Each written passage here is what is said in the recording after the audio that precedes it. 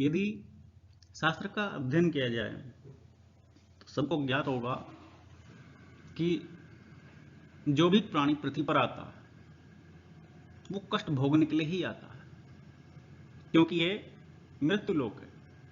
यहां जो जन्मा है उसकी मृत्यु निश्चित है, एक परिपूर्ण सत्य है और सभी जानते हैं।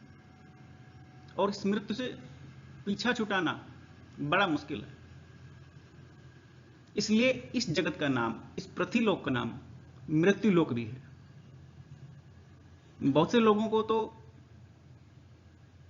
ये मालूम ही नहीं है कि मृत्यु लोक क्या है। जब हम जीवन जीते हैं तो हमसे जाने अनजाने में बहुत से पापकर्म बन जाते हैं,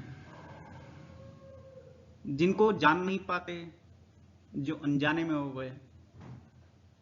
उन पाप कर्मों को हम प्रभु से क्षमा मांगते हैं कि प्रभु, अनजाने में कोई भूल चूक हुई हो तो आप क्षमा कर दीजिएगा। लेकिन जीवन बड़ा विकट होता है, बड़ा ऊंचा नीचा चलता है। कई बार परिस्थिति ऐसी बन जाती है कि हमें पाप कर्म करना ही पड़ेगा, और वो भी सोच समझकर, जानबूझकर। और बहुत लोग मन में सुनिश्चित कर लेते हैं कि हमें ये पाप कर्म करना है।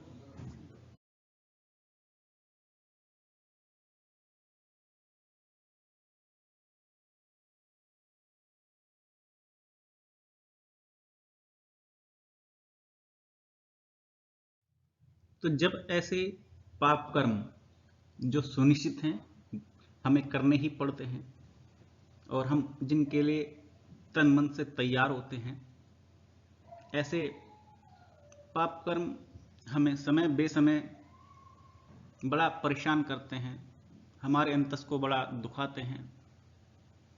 तो ऐसे में हमारी साधना नहीं हो सकती। हमारी साधना में बहुत विघ्न आते हैं।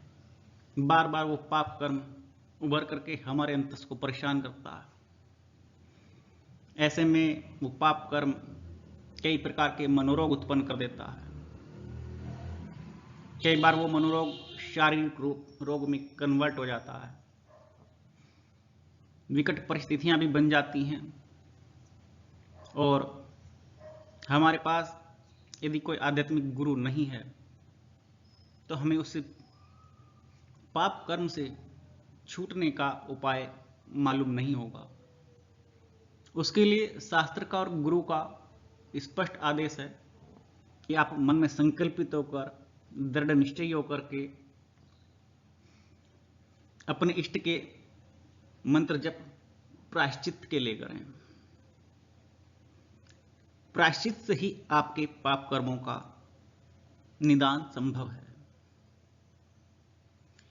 जिनको आध्यात्मिक गुरु नहीं है, जो गुरु दीक्षित नहीं है, वो या तो स्वयं या फिर पंडित के माध्यम से शिव गायत्री करा करके अपने पापों के प्रायश्चित के लिए अपना एक सत्कर्म कर सकते हैं, जिससे उनके अंतस में, जीवन में, लोक और परलोक में शांति बन सके।